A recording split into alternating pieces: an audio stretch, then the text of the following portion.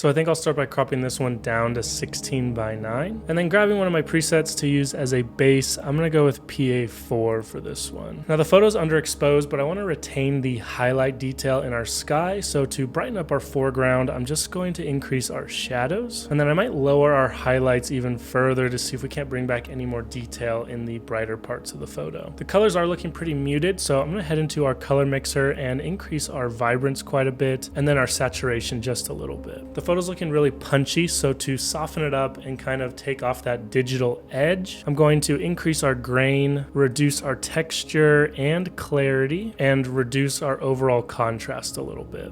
Now we have a sunset behind them, and I want to accentuate the light coming from that. So I'll create a radial mask and then just subtract them from it. And then with that radial mask selected, increase the exposure, warmth, push the tint a little bit more towards the magentas, increase the saturation, and decrease the dehaze to give it that glow effect. I'll also create a linear gradient coming up from the bottom that I'll just lower the exposure on. This is going to push our focus more towards them and just create some more depth in the photo. Now our couple here is looking a little bit underexposed, so I'm going to create a subject mask to select them both, and then just increase their exposure, lower their blacks to bring back some contrast, increase their highlights, and push their temperature a little bit more towards the cool side. Now his clothes have a pretty bad blue tint to them, especially his white shirt, so I'll create a people mask and then just select his clothes, and with that new clothes mask selected, just push their temperature a little bit more towards the warm side,